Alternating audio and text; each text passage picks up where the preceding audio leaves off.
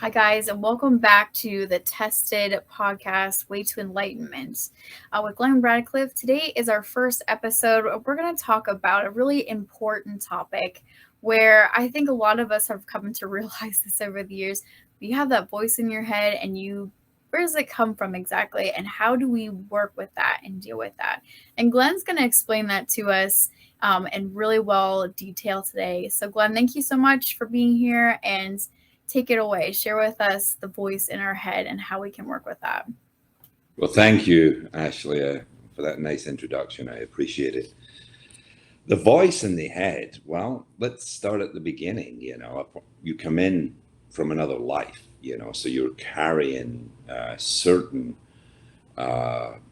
patterns, behaviors, karma, whatever, to begin with. The voice in the head then becomes your adaptation to survive.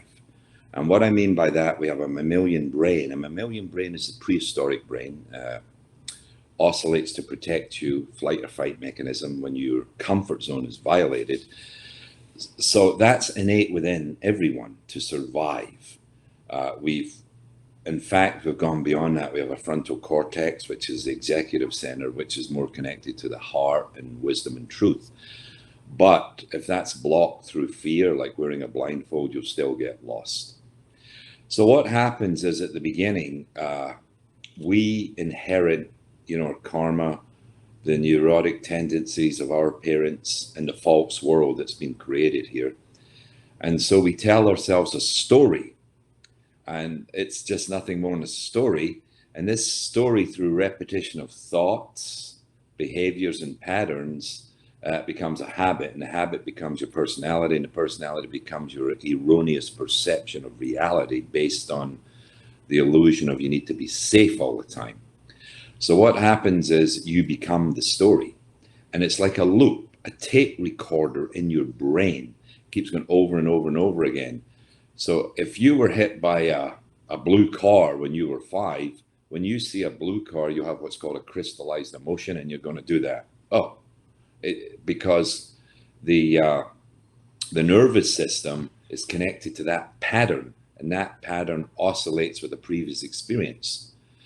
Because the brain doesn't really know the difference between what is imagining and what previously happened and what's really happening. So that's the problem with the voice in your head. It will come up in a lot of situations. In essence, the voice in your head is the false you. It's old information, and it has 3 prongs of attack. One is it'll take you back to the past. Oh, I remember this. I should have, would have. Or 2, it'll project you into the future. Oh, I got to do this. I got to do that. Got to do this. And 3, it'll make up stories of grandeur.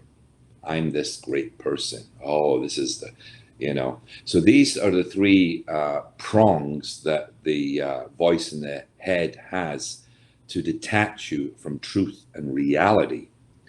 And they take you out what's called the moment of now, because the moment of now is really all there is.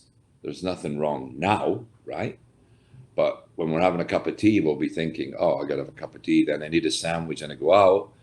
So we're not in the now. We miss the enjoyment of the cup of tea because we're thinking of the sandwich. You miss the enjoyment of the sandwich because we have to go and do something. So this is like a trap that's self-perpetuating that we've woven around us. And it's actually the genesis of all the problems. Fragmentation of unity, because this false self, the voice in your head, is going to judge someone and see them as separate. So they're relying on erroneous data. It's like we have a computer in our brain, but it's got a virus and it's running on old programs. And people that know this, the system, as I call it, they will stimulate these programs to keep you in what's called a fear-based modality. This fear-based modality short circuits your connection to truth and honesty and creativity. So you must reside in the truth, which is in your heart center, which is an unbridled flow of unfiltered, purified energy from the heart onward. But the false self and the voice in the head resides lower, keeps you in an egotistical modality of survival. So if you're walking around in survival and you go, oh, the pandemic got worse, oh, 30 people got killed in Texas, that's another way of stimulating fear. If you look and are very conscious of what you're hearing, you'll see it's all negative energy.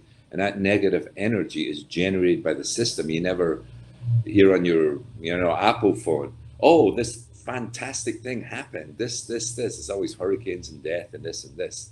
Even on Twitter, these social media platforms, these captains of industry who are manipulating you to create an algorithm of your personality to manipulate you more and more and more and put you more in a fear-based modality and buy products you don't want but what they want you to buy. It's rampant. So the first step for any human being to get self-realized is to realize that voice in your head, it's not you. You cannot get out of a trap if you do not know you're in a trap. So most people are oblivious. They'll set a pattern of behavior, watch the same things each day, drive the same way each day, wear the same clothes. You'll see it's called the living dead in the Bible. They're here, but they're not here. They're just going through the process, living in a false world that they created themselves through being controlled by the voice in the head. So the voice in the head is actually your enemy. So you have to shut that down. And you shut it down through breathing, through realization, through acceptance, through love. That's the way you shut it down. So the first thing you've got to realize is that voice in the head isn't me. Where did that come from? And eventually, it's like you can't grab water. When the thoughts come in, just let them pass through you. Like they don't exist. Oh, it's a thought. No, it's a thought. Oh, the voice in the head is talking to me. Oh, shut up. You're in control of the voice in the head. So I would advocate that everyone here listening to this, take a few minutes, sit down, take a few deep breaths, and just write down where the thoughts that are coming at you. Go, where did those come from? And you'll realize it's not you. You'll realize it's the past, the future, or some self-grandizement that you're making up about yourself. And once you can identify the enemy, then you can disassemble it. And you can say, oh, okay, I know there's going to be a voice in the head, but that's not me. But the true me is made of love and truth and honesty. And the true me is really a God being. The sun is my structure and my awareness is God. So I don't need to listen to this voice in the head from my ego, which just wants things for itself. It's a temporal entity that will go to dust and a new being will resurrect from the soul that leaves it. So you have to put your energy in the spiritual bank, not the materialistic bank, not the bank of your ego, because it's everything you take goes back. So it makes sense. If the universe is our home, you want to put your thoughts and actions and beingness into love. So when you vacate this robotic body, you have a higher body to operate in, and maybe even in a different planet. So you have to understand you're not the voice in your head, and the universe is limitless.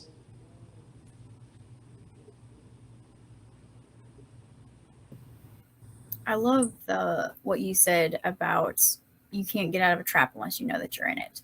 And that's, so much is true. And the voice in our head is something that, I think through the years we've been taught to listen to, but I love what you said, to take those voices that you hear in your head, write it down so that you can tell what was from the past, what really is you, and what you've been taught or dumped, what's been dumped into you this entire time. Um, because you're gonna find a lot of truths and a lot of negativities that you've been fed throughout your lifetime, and it's going to really change your perspective. It's going to get rid of that fear that you're saying, that you live in, that loop of fear that you live in. So I think that's a really huge thing. If you guys are listening today, definitely one of the main things you want to do is go write this stuff down, that voice in your head. Go listen to this, get with yourself and listen to yourself and write down what are the right and the wrongs that you have listened to for so long, and figure out what you really are. Get that peace, get that inner, being back, that you don't need to live in fear anymore.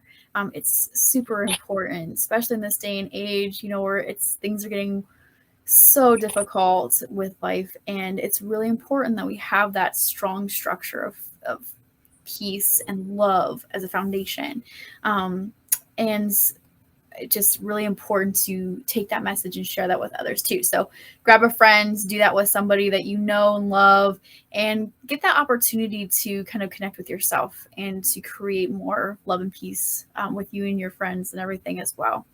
And guys, we're also, take this message and share it, because this is super vital and important. It's something that you don't want to miss. Um, and we have a huge, push trying to encourage as many people as we can around the globe. So any way that you can support and share this, that'd be great. Glenn is also working on a really cool film that helps to really get this message across. And you guys can find it at testedthemovie.com or testthemovement.com. Both of those are really great ways to find out more about this film and how you guys can get involved. You can share, help out with PayPal, a couple dollars or anything, and just share this message, guys. This is a huge opportunity to share this peace and love with others, and they're so needed in this day and age. Next up, we're going to be talking about veganism and how important it is for your not just human body, but your mental health as well. So Glenn is going to share that with us on next 15-minute segments. So definitely tune in, write to us. You guys can email us or be on our show if you have a story that you want to share. Email glennradcliffe@icloud.com or contact@malabash.com to get on our show. We want to hear some of your stories of how you were tested, and how you overcome, and what it took that you were to get there, so that we can talk to you and learn more about this. Also, if you have anything about veganism, we're going to be talking about that next week. You do not want to miss it. So make sure that you email us and let us know some questions that we can answer for you. So, Glenn, thank you so much. Are there any last words you'd like to share before we go for the day? Yes, I'd just like to say to everyone listening out there, you are special. You matter. You're important. And no matter what you're facing, you will overcome that. And remember, don't listen to that voice in the head. It's just a story that you told yourself. Your true essence is a godly being, and you will become free. God bless you. Thanks so much, Glenn. I love that. All right, guys, will you take care? And we'll see you back here next time on the Tested Podcast.